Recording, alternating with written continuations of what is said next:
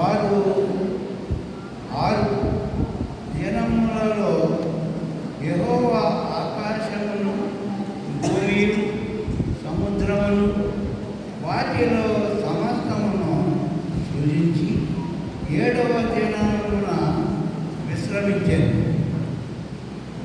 అందుచేత యెహోవా విశ్రాంతి దినమును ఆశీర్వదించి దాన్ని పరిశుద్ధపరచెను.